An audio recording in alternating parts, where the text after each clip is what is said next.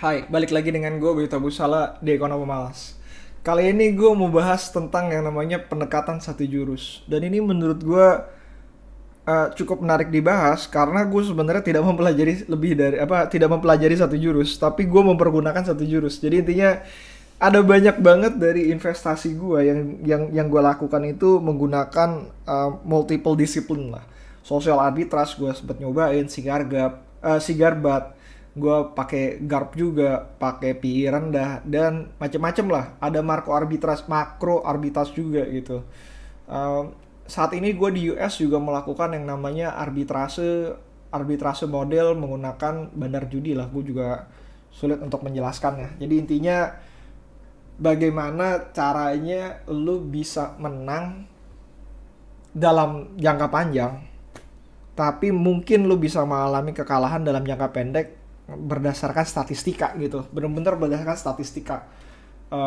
Bukan berdasarkan sebuah perkataan ataupun hal-hal yang harus diuji lagi gitu. Nah, uh, intinya apakah kita bisa menang kalau misalkan menggunakan pendekatan satu jurus saja gitu. Kalau misalkan lu cuma bisa ngerti, oh gue cuma tahu PE ratio, gue tahu PBV ratio doang, gue nggak mau pakai social arbitrage, gue nggak mau pakai jurus sigarbat, gue nggak perlu lagi ngertiin kayak price to cash flow ataupun lain-lainnya. Ya udah, gue intinya gue mau pakai satu jurus aja gitu. Nah, menurut gue ya, lu bisa sukses. Kenapa? uh, gue nggak tahu, ini ada satu cerita cukup lama dari seorang motivator dan gue belum pernah cross check lagi, tapi ini sebuah cerita yang menarik bahwa ketika seorang uh, pesilat dengan tangan yang sebelah tangan doang akhirnya dia menguasai pakai satu jurus untuk membanting lawan-lawannya. Dia merasa bahwa satu jurus itu uh, terlalu overrated, dia harus mempelajari jurus lain, tapi akhirnya dia menang dalam satu kejuaraan dan akhirnya bertanya kenapa cuma satu jurus ini dan dia bisa menang. Pertama, diberitahu oleh gurunya itu adalah bantingan paling superior. Kedua, bantingan superior itu cuma bisa dikalahkan kalau misalkan lawannya memegang tangan kirinya, yang which is waktu itu tangannya buntung gitu. Intinya dia hampir tidak memiliki kelemahan hanya dengan satu jurus itu. Konteksnya adalah pertama lu harus tahu dulu kelemahan lu apa, kelebihan lu apa, dan lu tahu permainan yang lu mainkan. Dan once lu udah tahu permainan yang lu mainkan, lu tahu bagaimana cara menghitung skor set lu. Kalau misalkan lu nggak tahu permainan ya lu nggak tahu cara menghitung skornya gitu. Intinya cuma di situ. Kalau misalkan gue kasih perumpamaan, kalau misalkan lu bermain bola, ya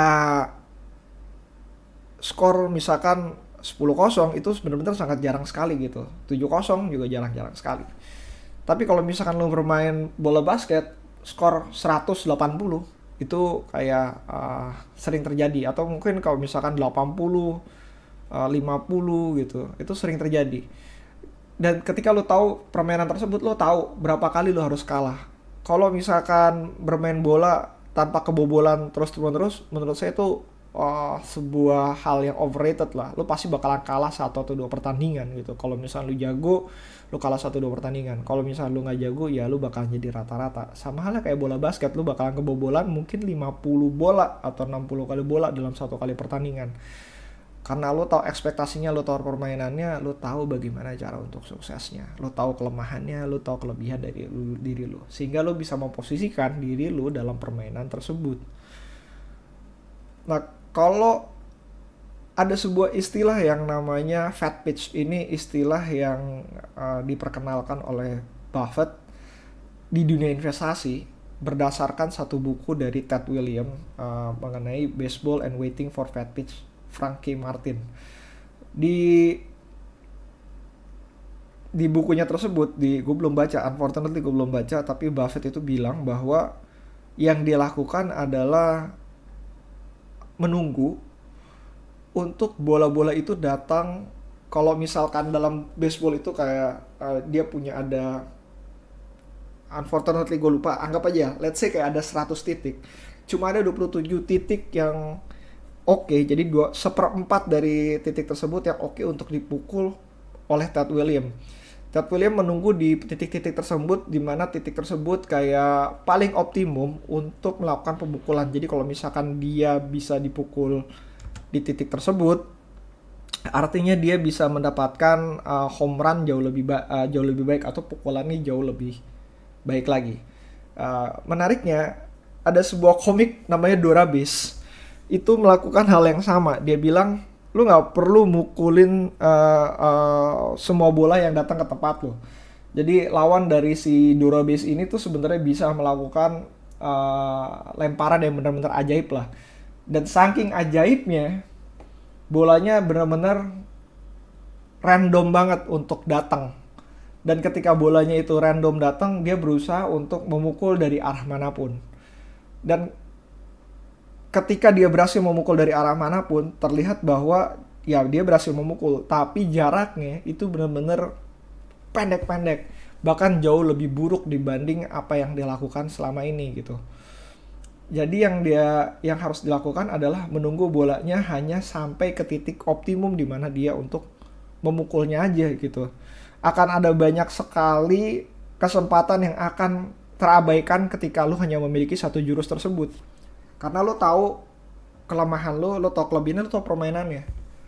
Jadi kalau misalkan ada makro arbitrase yang tiba-tiba terlewatkan, ya sudah gitu. Kayak apa ya? Kayak tahun ini adalah tahun permainan tenis paling bagus, sedangkan lo lagi bermain bola. Ya sudahlah, lo nggak main tenis, lo lagi main bola. Yang lo lakukan adalah bermain bola sebaik mungkin, intinya. Lo nggak main tenis. Akan ada tahun-tahun lagi gimana yang bola akhirnya jadi lebih bagus. Jadi ya sudah, lewatkan saja kesempatan tersebut. Lewatkan kesempatan yang lu nggak bisa tangkap peluangnya karena lu nggak memainkan permainan tersebut. Kalau kata Mohnish Pabrai sih, dia ngomong kalau lu sudah tahu permainannya, lu tahu bakalan bola mana yang bakalan lu pitch, jadilah unreasonable bargainer. Jadi kalau bisa semua yang lo pahamin bersatu menjadi satu hal yang benar-benar cocok lo untuk pukul. Kayak, wah, planetnya sekarang udah rata nih, bintang-bintang sudah bersinar, matahari terbitnya cerah sekali dan segala macam. Oke, gue bakal melakukan investasi. Atau misalkan harganya udah kelewat murah, pemimpinnya diganti dengan yang bagus dan segala macam. Lu bener-bener kayak unreasonable bargainer ketika lu mulai berinvestasi. Jadi nggak perlu semua pitch lu harus pukul. Ketika harganya menurut lu kayak anjir masih mahal, ya sudah, nggak perlu lu pitch, nggak perlu pitch, lu nggak perlu lu pukul. Kalau misalkan anjir gue nggak nemuin lagi nih, tapi duit gue nganggur, ya sudah, nggak usah lu pukul. Lu tahu permainan lu seperti apa, lu tahu apa yang lu incar. Kalau misalkan memang nggak ada, ya lewatkan aja semua kesempatan. Kalau misalkan lu mencoba-coba dalam tanda kutip untuk memukul, ya mungkin hasilnya nggak akan begitu bagus gitu. Nggak perlu lu untuk banyak, nggak perlu lu untuk habisin semua.